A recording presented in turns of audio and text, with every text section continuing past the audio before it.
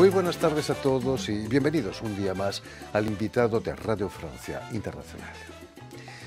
Este miércoles se presenta en el panorama del cine colombiano que se está celebrando aquí en París la película Ejercicios para la Memoria, en la que su realizador Hernán Barón se sumerge en la historia de su familia a través de comentarios de su abuela ante fotografías de objetos o películas familiares. Un verdadero ejercicio para la memoria. Bueno, le voy a mostrar unas fotos que encontré en el álbum del viaje de sus hermanos a los Estados Unidos. Cuando las fotos tengan un texto escrito atrás, usted lo lee. Y cuando estén en blanco, usted completa la historia con su memoria. New York, septiembre 12 del 69. Para doña Leonor, con todo cariño. Esta es mi mamá. Ella nos contaba que a mi papá no lo quería. Ya tenía sus añitos, él le gustaba ponerse sus sombreros, le gustaban sus sombreros finos. Después de estos cumpleaños de mi mamá, viajamos por primera vez a los Estados Unidos. Uno de haber vivido viendo estas imágenes del sueño americano. Los sobres que llegaban llenos de fotos, con dólares. ¿Y usted por qué cree que sus hijos se fueron, abuela? Como veían las fotos que ella me mandaba, ellos yo creo que se ilusionaron mucho irse para esas tierras. Es mejor no recordar, sino como ir olvidando.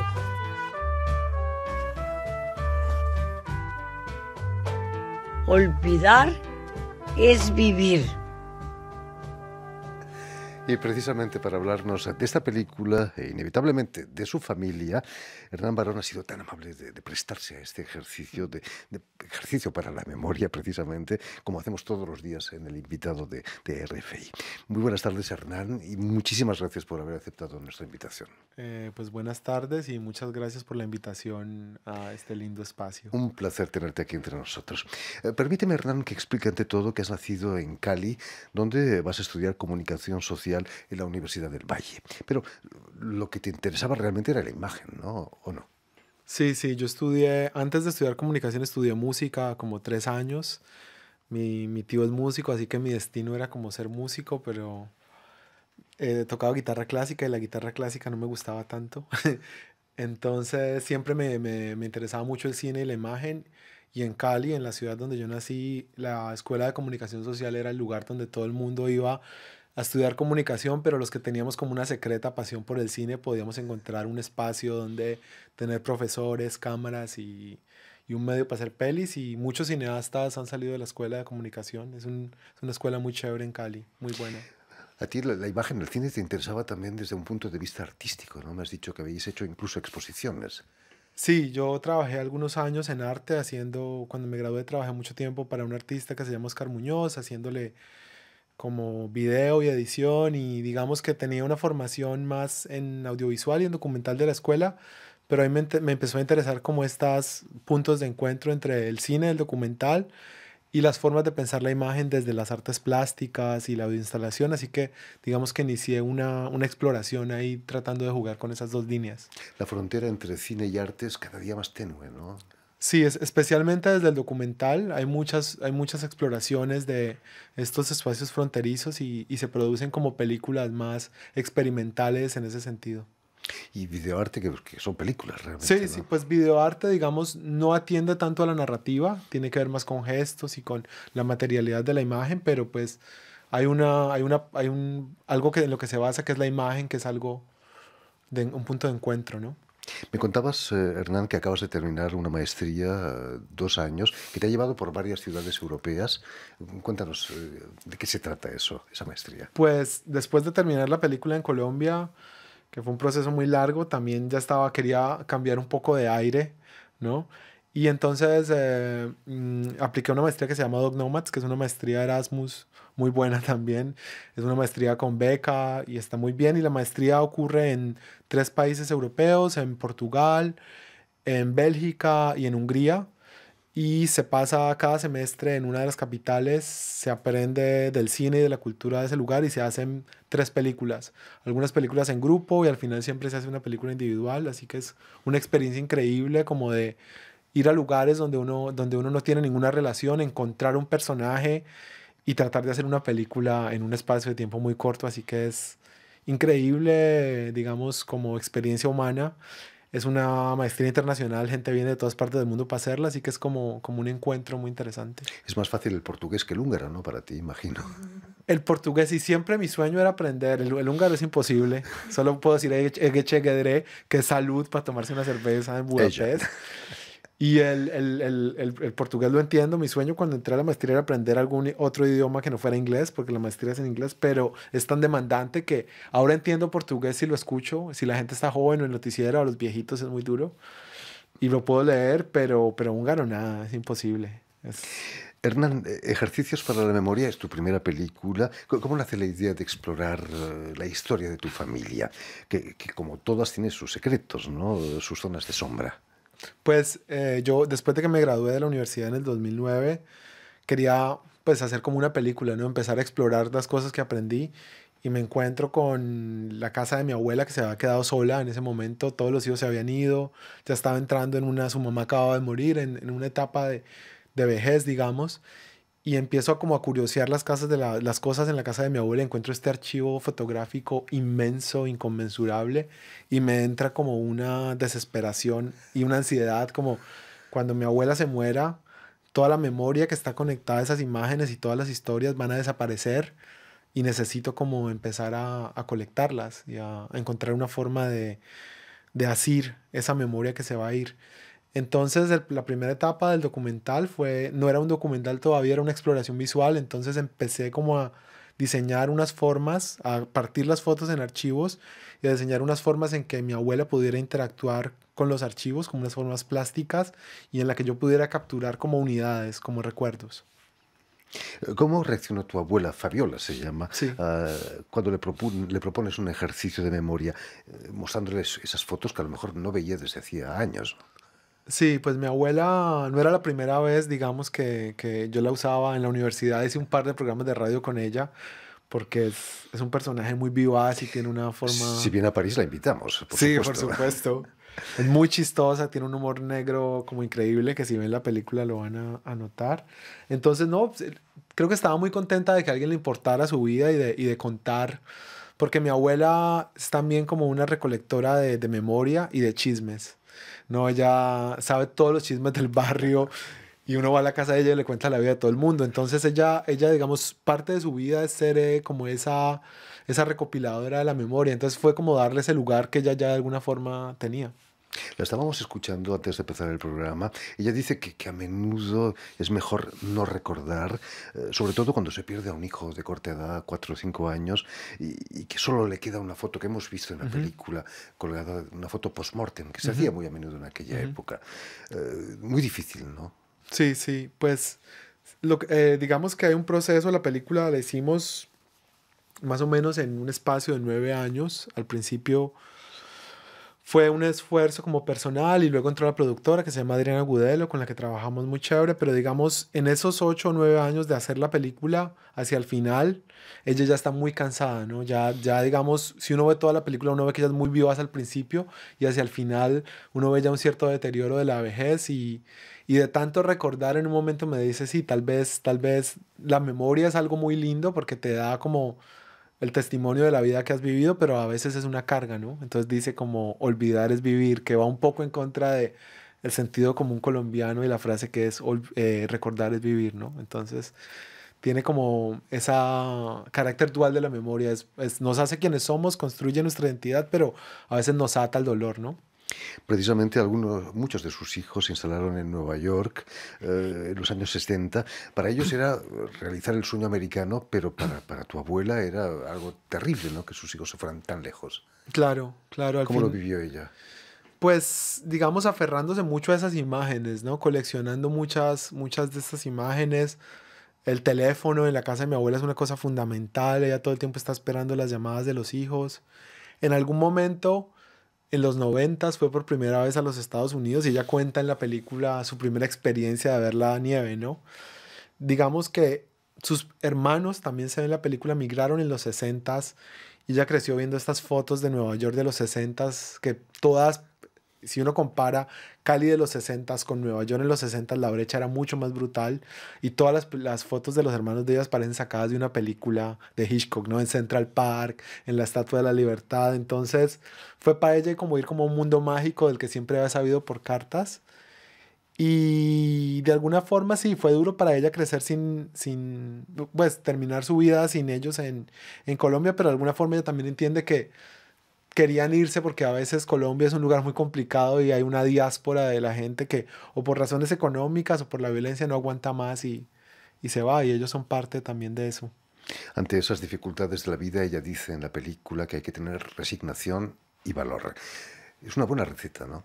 Sí, sí, sí, yo siento que es una de las recetas más reveladoras que ella nos da para la vida en la película. Es una mujer que vivió una vida muy dura desde que vivió en el campo y no había, por ejemplo, un sistema de salud como el que hay ahora. Bueno, en Colombia el sistema de salud es muy malo, hay que decirlo, pero digamos en esa época las tasas de mortandad infantil eran muy altas y ya se le murieron 3 o 4 hijos. Entonces crió 5 y se le murieron 4, ¿no? Entonces en ese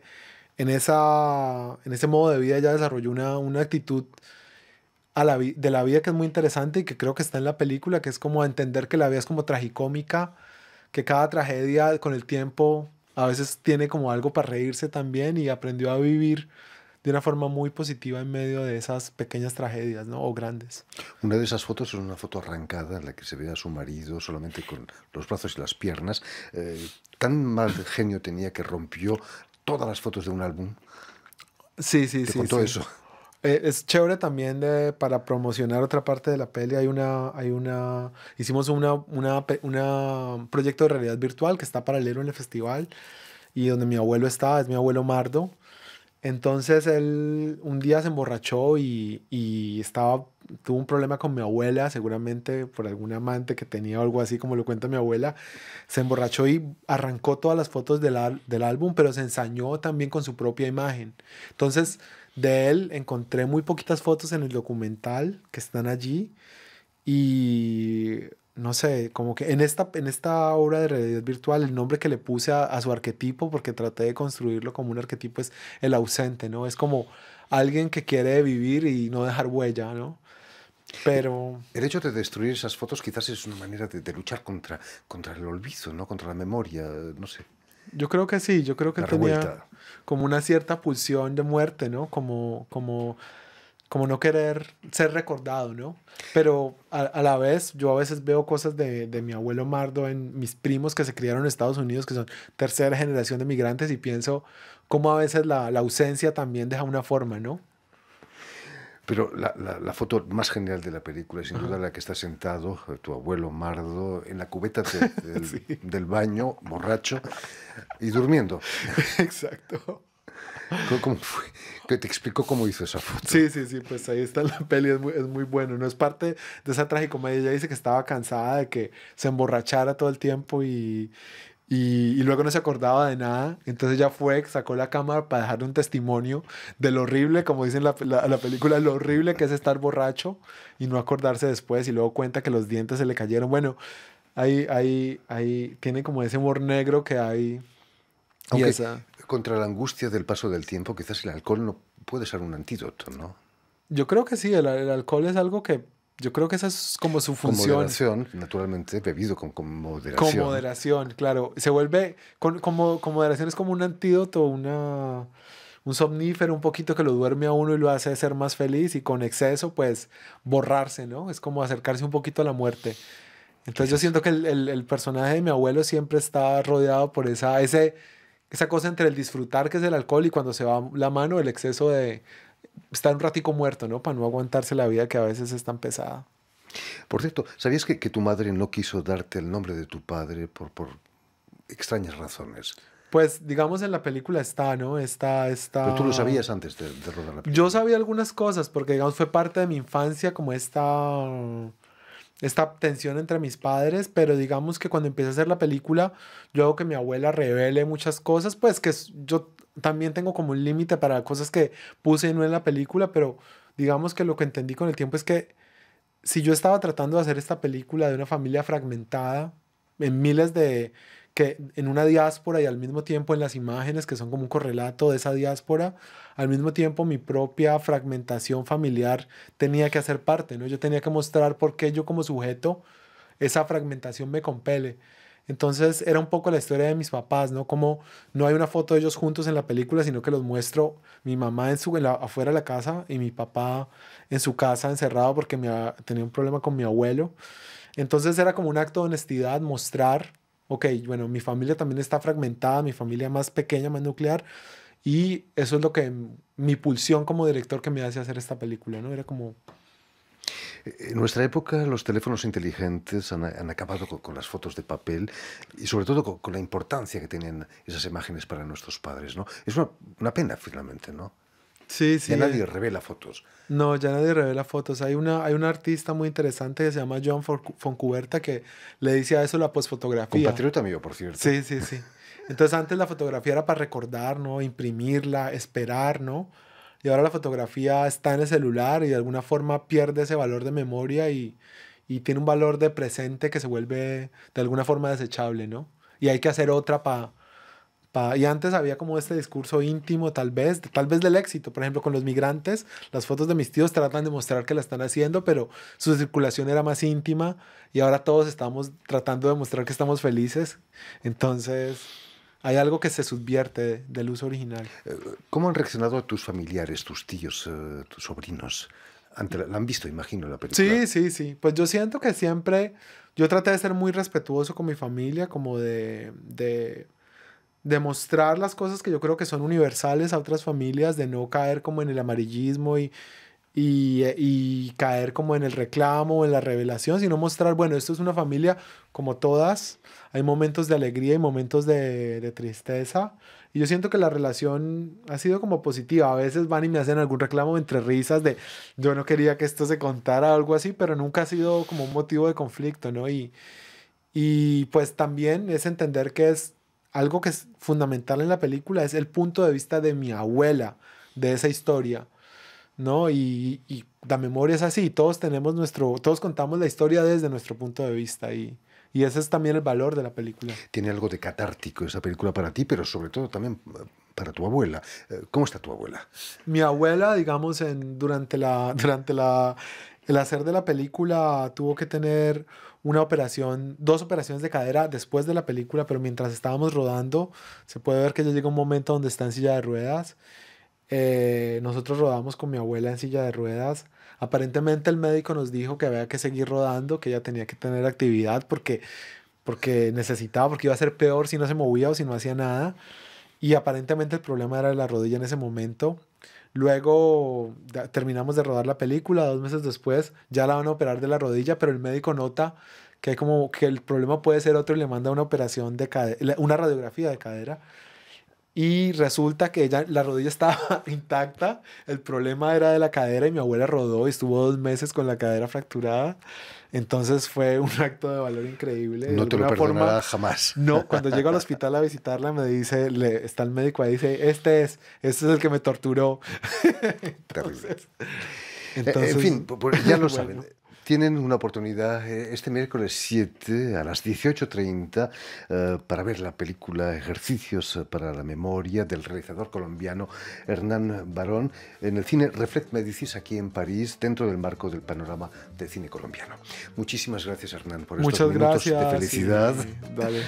Y permíteme también que dé las gracias a Vanessa Loasso, quien se ha ocupado hoy de la realización del programa, y también enviar un saludo muy especial a nuestros telespectadores, porque también los tenemos, que nos siguen en toda América Latina y seguro que también en Cali, gracias a una cadena de televisión uruguaya internacional que se llama Canal U y emite desde Montevideo, allí en Uruguay. Pues qué lindo. Muchas gracias. A ti. Y a ustedes muchísimas gracias también por su atención y les damos cita para una nueva edición de El Invitado de Radio Francia Internacional.